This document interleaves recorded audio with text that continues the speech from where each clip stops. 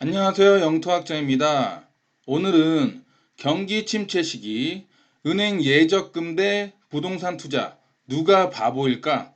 라는 제목으로 영토학장TV를 시작하도록 하겠습니다. 먼저 첫 번째 기사를 한번 살펴보면요. 제목부터 한번 보도록 할게요. 금리 인하 깜빡이 켠 이주열, 성장률 전망치 또 낮추나 종합이보 2019년 6월 12일 뉴스 1 기사예요. 자, 기사 내용을 한번 살펴보면 이주열 한국은행 총재가 3년 만에 금리 인하 깜빡이를 켜면서 국내 총생산 GDP 성장률 전망치 추가 하향 가능성도 커졌다. 통화정책을 보수적으로 운영해온 하느니 기준금리 인하를 시사한 것은 그만큼 뭐다? 경제 전망이 어둡다고 봤기 때문이다. 경기가 안 좋으니까 기준금리를 인하하는 거예요. 경기가 침체되니까 돈을 푸는 겁니다. 밑줄 친 데를 한번 또 읽어보면 이 총재는 12일 한은 창립 69주년 기념사에서 최근 미중 무역 분쟁, 반도체 경기 등 대외 요인의 불확실성이 크게 높아진 만큼 그 전개 추이와 영향을 면밀히 점검하면서 경제 상황 변화에 따라 적절하게 대응해 나가야 한다고 말했다. 자, 이 부분이에요. 경제 상황 변화에 따라 적절하게 대응해 나가야 한다. 이것 때문에 한국은행 총재인 이주열 총재가 기준금리 인하를 시사한 거다. 자, 이렇게 보고 있는 겁니다. 기사를 계속 이어서 읽어보면 밑줄 친 데만 읽어볼 거예요. 그러나 이 총재는 이날 기념사에서 한국 경제 상황에 대해 깊은 우려감을 나타내며 한국 경제가 별로 안 좋다는 얘기죠. 기준금리 인하 가능성을 열어뒀다. 아까 말씀드린 부분이고요. 특히 미중 무역전쟁 장기화와 반도체 경기 회복 지연 등을 직접 언급하며 한국 경제 성장 경로의 불확실성이 한층 커졌다고 판단했다. 미국 연방준비제도 이사회 FRB의 금리 인하 가능성이 높아진 것도 미 연준의 금리 인하 가능성이 높아진 것도 이 총재의 금리 인하 부담감을 줄일 요인으로 거론된다. 자, 이거는 제가 예전에 블로그에서 금리 부분에 대해서 계속 얘기 드릴 때 항상 말씀드린 거예요. 그때 당시에 한미 기준금리 역전이 되지 않았어도 앞으로 역전이 되면 어떻게 될 것이다라고 항상 얘기해 드린 부분입니다. 이 부분이.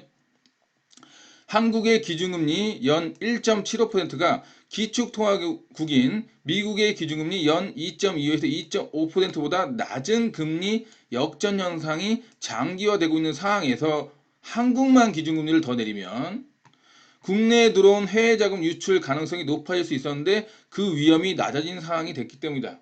제가 이거는 이전 영상에서도 계속 말씀드렸죠. 네.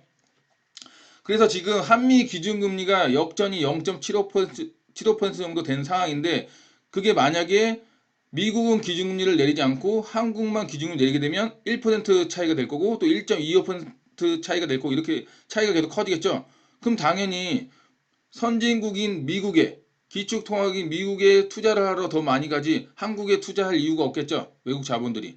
자, 그렇기 때문에 이렇게 한미 기준금리가 훨씬 더 역전차가 커지고 그게 장기화되면 계속 빠져나가게 되는 겁니다.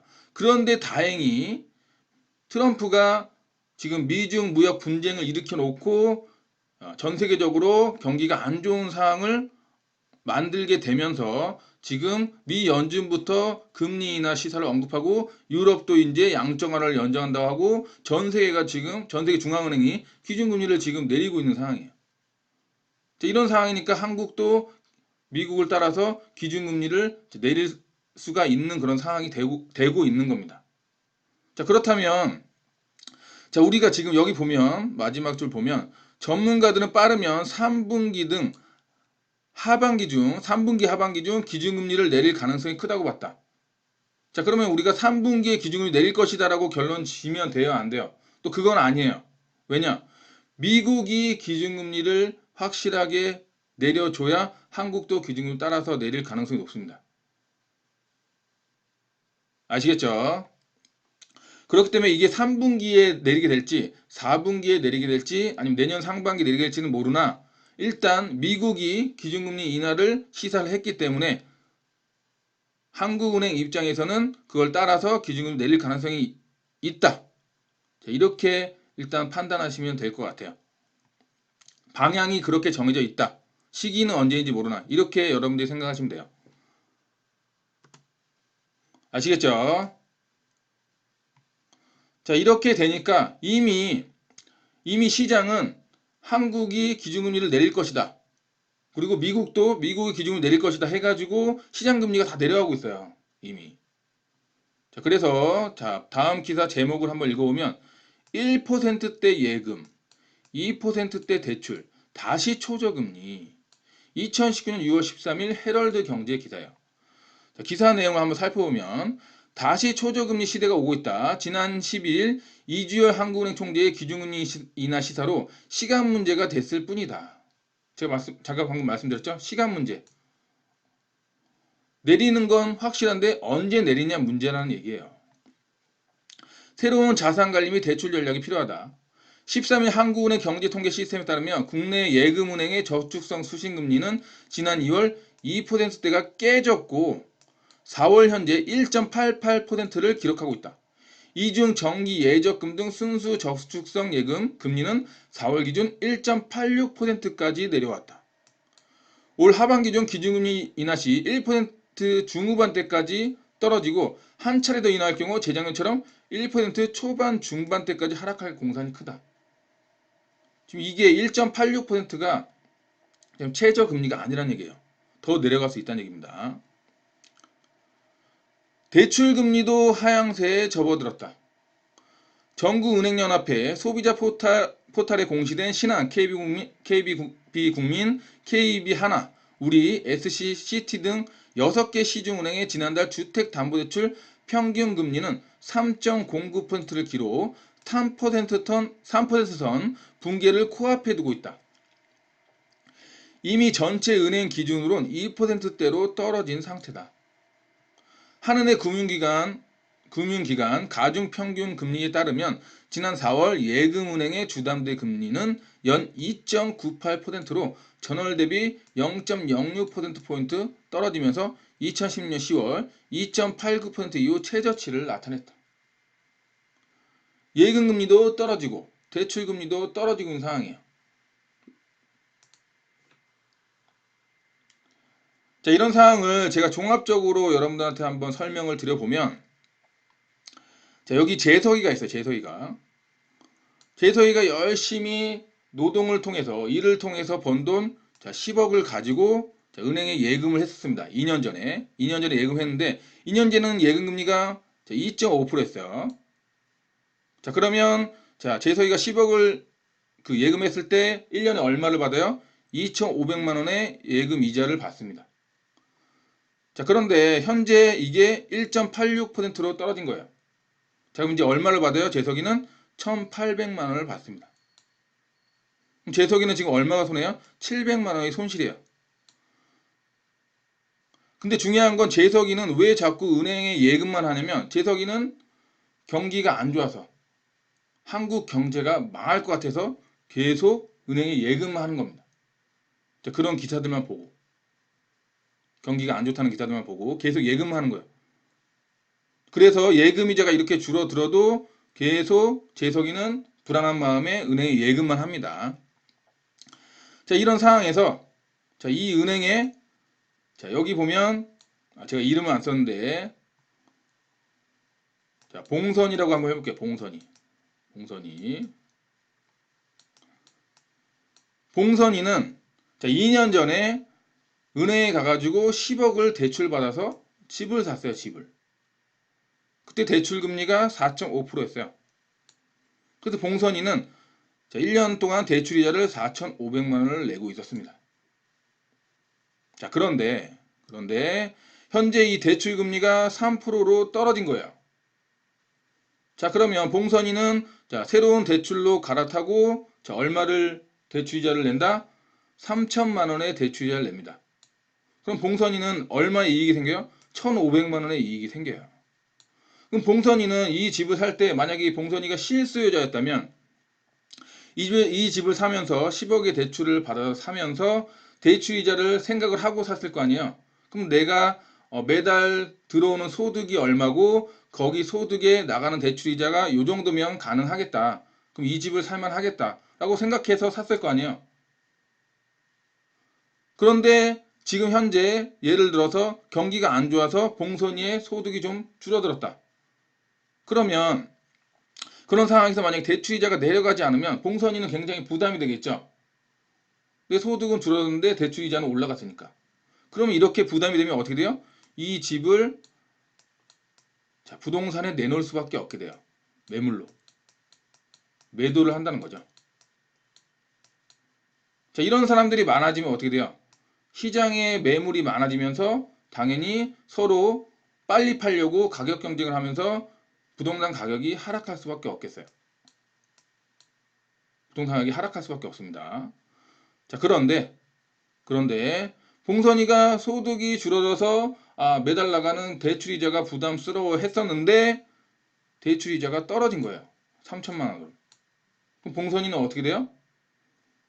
이 정도면 이렇게 대출이자 내려가면 매달 나가는 내 생활비에서 대출이자 요 정도는 지금 소득 쪽 줄어들었어도 갚을 수 있겠다. 이렇게 생각하겠죠. 1,500만 원의 이익이 생겼으니까. 거의 매달 100만 원 이상씩은 지금 아끼게 된 거잖아요. 그렇기 때문에 봉선이는 어떻게 한다? 집을 팔지를 않는다. 매도를 안 해요. 자, 그러면 당연히 시장에 매물이 싸게 나오지 않겠죠. 굳이 이거를 아주 급매로 막 팔 필요가 없는 거죠.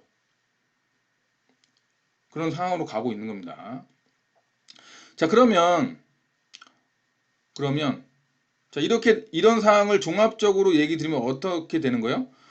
자, 나라 경제가 안 좋아서 한국이 내일이라도 망할 것 같이 막 뉴스 기사에 떠드는 걸 듣고 재석이는 계속 예금만 이렇게 하고 있는데 그 예금을 가지고 봉선이는 집을 샀죠.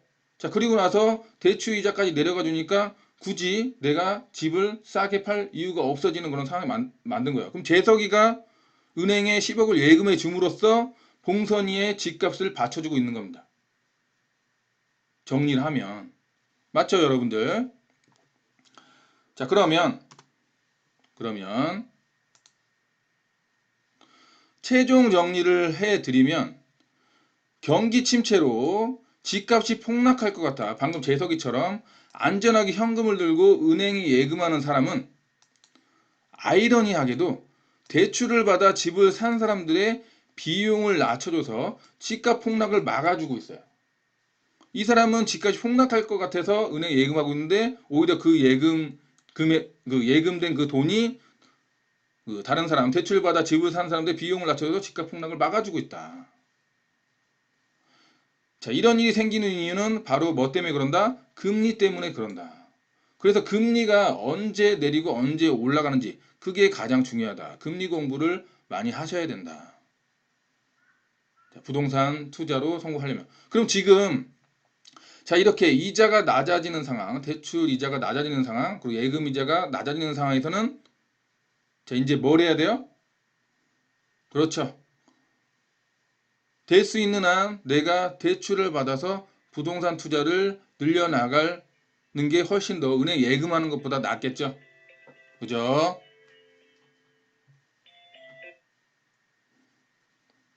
자, 그래서 지금은 은행에 예금만 하는 사람, 은행에 적금만 드는 사람들은 오히려 부동산 투자하는 사람들보다 바보다.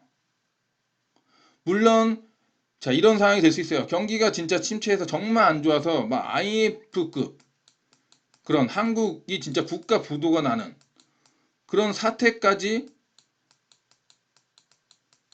갈 수 있어요.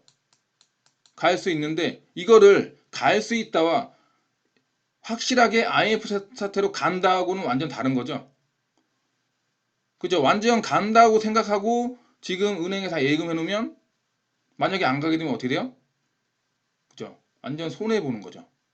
남들은 부동산 투자로 부동산 수익을 보고 있을 때 본인은 은행 예금 이자 낮아지는 예금 이자 받으면서 손해를 보고 있는 거란 말이에요. 그래서 제가 항상 얘기하지만 한 자산에 올인하지 마라 라고 말씀드린 거예요. 창과 방패. 창과 방패.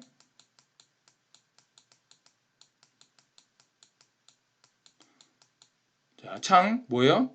자, 부동산 투자는 꾸준히 하되 상황에 맞게 현금을 어느 정도 보유하면서 가는 거지. 이거를 내가 아예 부동산 투자에 올인하거나 아니면 아예 현금에 올인하거나 이런 식으로 투자를 하면 안 된다 라는 걸 말씀드리고 싶어서 오늘 이 내용을 가지고 왔습니다. 아시겠죠?